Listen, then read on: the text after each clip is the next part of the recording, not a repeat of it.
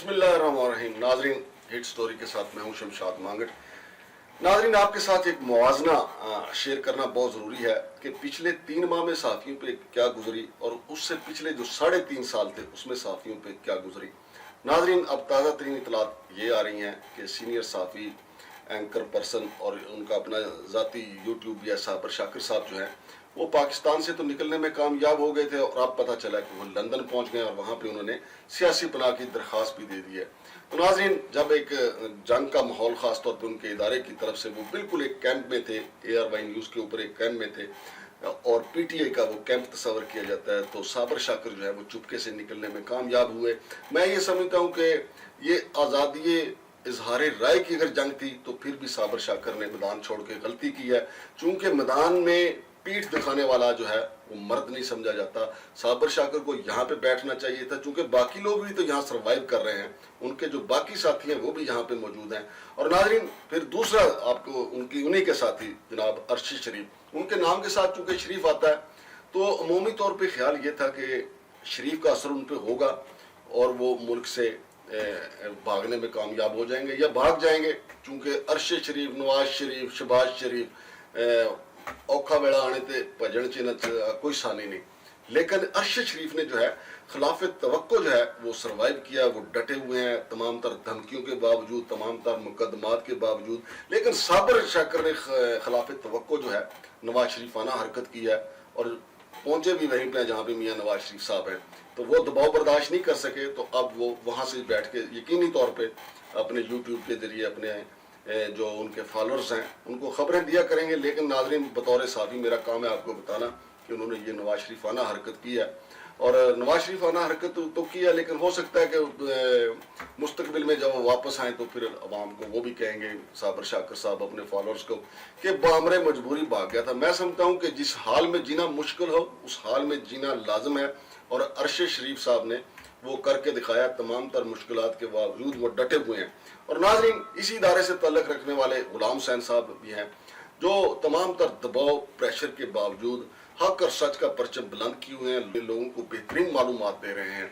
तो गुलाम हुसैन साहब ने भी पाकिस्तान में रह के वो लाहौर का सफ़र भी करते हैं, इस्लामाबाद का सफ़र भी करते हैं और तमाम तर जो सूरत हाल है उसको वो फेस कर रहे हैं, लेकिन पाकिस्तान में रहते हुए। साबर शाकिर ने अलबत्ता जो है वो एक छोटी हरकत की है कि इस माहौल में उन्हें यहाँ पे मौजूद होना चाहिए था। यार, ज़्यादा से ज़्यादा 2-4 पर्चे हो जाते या मज़ीद बात आगे बढ़ती तो नामालूम अफराद जो हैं वो 2-4 चपेड़े उनको जड़ के इधर उधर चले तो उससे भी उनका फ़ायदा होता।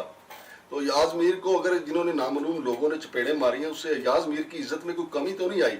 ऐसा तो नहीं हो कि माशरती तौर पर उनका बाइकाट कर दिया गया हो। साबर शाकिर साहब ज़रा सोचिएगा मेरी बात पे।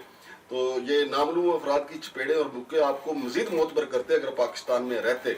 लेकिन बहरहाल आपकी मर्जी, ये आपको पता है कि आपका दिल गुर्दा कितना था, आपका पित्ता कितना था, उसके मुताबिक ही आपने ये काम करना था। और नाज़रीन, इसके अलावा मैं आपको बताऊं कि इमरान रियाज जो हैं उनसे वैसे ये तवक्को नहीं थी, क्योंकि बज़ाहिर वो देखने से मम्मी डैडी नजर आते थे, लेकिन उन्होंने जो सरवाइव किया और जिस तरीके से उन्होंने फेस किया दबाव को, मुकदमों को, हत्ता के पुलिस की कस्टडी में भी वो पाकिस्तान जिंदाबाद के नारे लगाते हुए नजर आए। मैं तो कहता हूँ कि असरे हाजिर मौजूदा दौर के वो साफ्ती दुल्ला भट्टी साबित हुए हैं, क्योंकि तमाम तर प्रेशर के बावजूद ना सिर्फ वो पाकिस्तान जिंदाबाद का नारा लगाते हुए नजर आए, बल्कि जिन पे वो अपने कमरे में बैठ के व्लॉग किया करते थे, उस वक्त तनकीद किया करते थे, वो पुलिस की कस्टडी में भी उन पे तनकीद करते हुए नजर आए। तो ये होती है सैफत जो इमरान रियाज खान ने की और अभी तक कर रहे हैं। अगरचे उनके मामले में अदालती इख्तियारात का भी मामला है। फरमा शरी मजारी को पंजाब पुलिस जब गिरफ्तार करके लेगी तो हमारी मुअज़्ज़ज़ इस्लामाबाद हाई कोर्ट ने उनको लाहौर से वापस मंगवा लिया था। लेकिन चलें, वो ठीक कहते हैं जनाब इमरान रियाज साहब, पानी नीचे की तरफ आता है। जुडिशल तो उनके मामले में मजिस्ट्रेट अटक जो है उन्होंने ज़बरदस्त फैसला दिया और उनका मुकदमा ही खारिज कर दिया। बाकी मुकदमे भी खारिज हो जाएंगे, लेकिन एक दबाव तो है, उनको जगाया जा रहा है, उनको सड़कों पे फिराया जा रहा है, क्योंकि ये दबाव बर्दाश्त करके ही बंदा आगे बढ़ता है। और ये इमरान रियाज खान को इसका बहुत फायदा पहुंचेगा। और वैसे भी कहा जाता है कि भट्टी में गिर के सोना जो है वो कुंदन बनता है, तो मेरा ख्याल है इमरान रियाज जो है वो कुंदन बन के निकलेंगे। और नाज़रीन, मजीद आपको ये बताऊं कि आरफ अमीर भट्टी का ताल्लुक भी ARY न्यूज़ से है। ये चूंकि ARY न्यूज़ जो है वो प्रो इमरान समझा जाता है, اور عارف حمید بھٹی صاحب جو ہیں وہ دباؤ اور پریشر کے باوجود اسی کو حق سمجھ رہے ہیں جس کو وہ 3.5 سال سمجھتے رہے. لہٰذا عارف حمید بھٹی کو بھی ہمارا سلام ہے چونکہ وہ اپنے موقف پہ ڈٹے ہوئے ہیں. کیونکہ بات سے پھر جانا، جس طرح ہمارے سیاستدان جو ہیں وہ دیکھتے ہیں کہ فلاں پارٹی پہ بہار آ رہی ہے تو وہ پچھلی پارٹی کو کہتے ہیں کہ جناب آپ کا تو رویہ ہی ہمارے ساتھ ٹھیک نہیں ہے، لہٰذا ہم دوسری طرف جا رہے ہیں. لیکن ان دوستوں نے اپنی جگہ پہ ڈٹ کے جو مقام حاصل کیا ہے وہ سلوٹ کے قابل ہے. اور ناظرین اس کے علاوہ ملیحہ ہاشمی وہ نیو ٹی وی میں تھی، ان پہ بھی بڑا دباؤ ہے.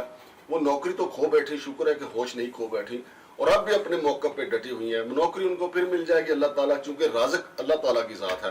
ملیحہ ہاشمی بھی دباؤ کا شکار ہے. پھر ایاز میر کی تو کیا ہی بات ہے. ایاز میر صاحب جو ہیں وہ جب سیاستدان تھے مسلم لیگ نون کے ٹکٹ پہ ایم این اے منتخب ہوئے تو مسلم لیگ نون کی قیادت ان سے صرف اس وجہ سے نالا رہتی تھی کہ وہ مسلم لیگ نون کی قیادت پہ میٹنگز کے اندر تنقید کیا کرتے تھے.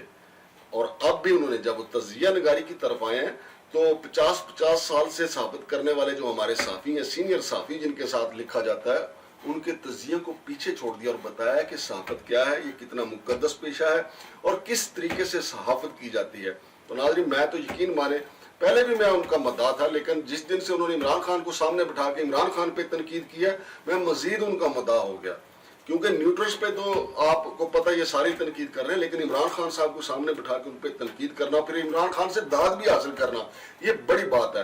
ان پہ جو نامعلوم لوگوں نے جو ان کو چپیڑے ماری اس سے وہ مزید معتبر ہوئے. صحافت کی دنیا میں نہیں، عام دنیا میں، عام لوگوں میں ان کو زیادہ قدر کی نگاہ سے اب دیکھا جا رہا ہے.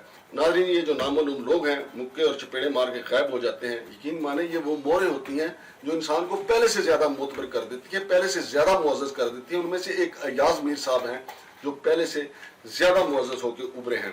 پھر اور یہ مقبول جان ہیں، ان کی بھی جان پہ بنی ہوئی تھی. انہیں عادت پڑ گئی تھی کہ اپنے جو اداروں کی خواہش ہوتی ہے اس خواہش سے ماورا ایسے ٹویٹ کرتے تھے تو پھر ان کو بھی دھمکیاں ملی. لیکن وہ بھی اپنی موقف پہ اور اپنے جو ان کا حق اور سچ ہے اس پہ ڈٹے ہوئے ہیں اور حق کے صحافت جو ہے وہ بھرپور طریقے سے ادا کر رہے ہیں.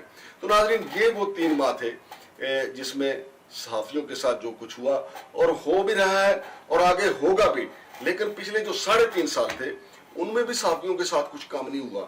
جنگ اور جیو گروپ کے جو ایڈیٹر ان چیف ہیں جناب میر شکیل الرحمان صاحب، ان کو رگڑا لگایا گیا اور ایک بے بنیاد مقدمے میں ان کو جیل کے اندر رکھا گیا اور پھر وہ بری ہو کے باہر آئے تو کہا گیا کہ یہ وہ مقدمہ ہی بے بنیاد تھا. اس کے علاوہ آن لائن نیوز ایجنسی کے جو ایڈیٹر ان چیف ہیں جناب محسن جمیل بیگ صاحب، ان کے خلاف بغیر مقدمے کے ہی ان کے گھر پہ دعویٰ بول دیا گیا اور پھر سرکار کی زیر نگرانی، سرکار کی زیر سرپرستی تھانہ مارگلہ کے اندر ان کے اوپر تشدد کروایا گیا. تو میں سمجھتا ہوں کہ میر شکیل الرحمان کی بھی اس میں عزت میں اضافہ ہوا اور محسن جمیل بیگ بھی پہلے سے زیادہ. محسن جمیل بیگ صاحب جو ہیں وہ پورے ملک میں جانے لگے. یقین مانے ان کا جو ایکٹ تھا اس غیر قانونی اقدام کے خلاف اس کو لوگوں نے بہت پسند کیا. جو ویڈیو سامنے آئیں، جو تصاویر سامنے آئیں تو محسن جمیل بیگ صاحب کے اس ایکٹ کو پسند کیا گیا. پچھلے 3.5 سال میں محسن جمیل بیگ صاحب کے علاوہ حامد میر، متی اللہ جان اور لوگ بھی، اسد طور اور بھی حکومت پہ تنقید کرتے رہے. لیکن حامد میر اینڈ کمپنی کا مسئلہ یہ ہے کہ ان کے خلاف مقدمات اس لیے درج نہیں ہوتے کہ ان کی ڈوریاں امریکہ سے ہلتی ہیں جہاں سے رجیم چینج کا معاملہ ہوتا ہے. ناظرین میں بار بار کہتا ہوں کہ مجھے 30 سال ہو گئے اسلام آباد میں، یہ حامد میری ٹولہ جو ہے ان کو تو میں ذاتی طور پہ جانتا ہوں. اسامہ بن لادن کا جو انٹرویو ہوا تھا، پھر اس کے علاوہ اور بھی کئی ایسے وارداتیں ہیں جو موصوف سے جڑی ہوئی ہیں. کیونکہ اسامہ بن لادن کا ایک جعلی انٹرویو تھا جس کے بعد بمباری ہوئی افغانستان پر اور معصوم لوگ مارے گئے، تو وہاں سے تو ایٹم بم کوئی نہیں نکلا تھا، لیکن موصوف نے ڈالروں کی جو ہے وہ بڑی لمبی دہاڑیاں لگائیں. تو یہ چیزیں سامنے اس لیے نہیں آ سکتی کہ ان کے ڈورے جو ہیں وہ ملتے ہیں، وہاں سے ڈورے ہلائے جاتے ہیں امریکہ سے. اب دیکھیں پچھلے دور حکومت میں غریدہ فروقی اور آسمہ شیرازی جو ہیں وہ بھی تنقید کرتی رہیں، لیکن مقدمہ کہیں درج نہیں ہوا کیونکہ ان کے جو ہیں آقا جو ہیں وہ کہیں اور ہیں اور ان کے آرٹیکل جو ہیں وہ وہیں چھپتے ہیں جہاں سے رجیم چینج کا مراسلہ آیا تھا. اس لیے ان کے خلاف مقدمے نہیں درج ہو سکتے. لیکن یہ جن کے خلاف مقدمے اب درج ہوئے ہیں، جس خوف سے صابر شاکر ملک چھوڑ کے بھاگے ہیں اور باقیوں کے خلاف نہ صرف مقدمے درج ہو رہے ہیں یا ان کو مارا پیٹا جا رہا ہے، جو بھی ہو رہا ہے، اب چونکہ ان کے ڈانڈے ادھر نہیں ملتے، ان کے آقا امریکہ میں نہیں ہیں، تو لہٰذا ان کے خلاف مقدمے بھی درج ہوں گے اور ان کو سرے بازار رسوا کرنے کی کوشش بھی کی جائے گی. اور فرق صرف یہ ہے کہ یہ جن کا میں نے ذکر کیا جو تشدد کا شکار ہیں یہ اباؤٹ ٹرن کے قائل نہیں ہوئے۔ ناظرین لوگ یو ٹرن کو تو پسند کر لیتے ہیں، اور یو ٹرن عام شہری جو ہے وہ یو ٹرن چونکہ اس کی عادت ہوتی ہے کہ آگے سے سڑک پہ پریشان لگا ہوتا ہے کہ آگے سے مڑ کے واپس آ جائے۔ اب اسلام آباد میں تو زیادہ یو ٹرن نہیں بن گئے، لیکن اباؤٹ ٹرن بڑا مشکل ہوتا ہے۔ وہ تو میں چونکہ اسکاؤٹ بھی رہا ہوں اور میرے بڑے بھائی فوج میں رہے ہیں، تو اباؤٹ ٹرن جو ہے اسکاؤٹس کو تو سکھایا جاتا ہے اباؤٹ ٹرن پہ آپ نے یکدم، اگر آپ کا مغرب کی طرف منہ ہے تو اباؤٹ ٹرن پہ آپ نے مشرق کی طرف کر لینا ہے۔ تو صحافیوں کے ساتھ یہ بڑا مسئلہ ہوتا ہے کہ ان کو کہا جائے اباؤٹ ٹرن، اور یہ جو اے آر وائی والے جو ہیں ان کو کہا گیا اباؤٹ ٹرن، انہوں نے کہا جی ہماری تو پریکٹس ہی نہیں ہے اباؤٹ ٹرن کی، ہم کر ہی نہیں سکتے، ایک پاؤں پہ گھومنا ہوتا ہے کہ مغرب سے مشرق کی طرف منہ کرنا ہوتا ہے، تو وہ نہیں کر سکے تو ان کے ساتھ ڈنڈے والا برتاؤ کیا جا رہا ہے، مقدمے والا برتاؤ کیا جا رہا ہے، پھر دھمکیوں والا برتاؤ کیا جا رہا ہے۔ اللہ پاک ان کی حفاظت کرے گا۔ لیکن ناظرین میں نے آپ کو یہ ایک مختصر جو ہے وہ سکیچ کھینچ کے بتایا ہے کہ پاکستان میں صحافت کتنی مشکل ہے۔ صرف بیرون ملک کی رپورٹوں پہ نہ جائیں جہاں کہا جاتا ہے کہ پاکستان میں سب سے غیر محفوظ صحافی ہے، تو یہ ایک منظر کشی میں نے آپ کے سامنے کی ہے کہ پاکستان میں صحافیوں کے ساتھ کیا ہوتا ہے۔ جو صحافی اس صورتحال کو فیس کر رہے ہیں، جو صحافی اس صورتحال میں بھی ڈٹے ہوئے ہیں، ان کو ہمارا سلام۔ شمشاد مانگٹ کو اجازت دیجیے، اللہ حافظ۔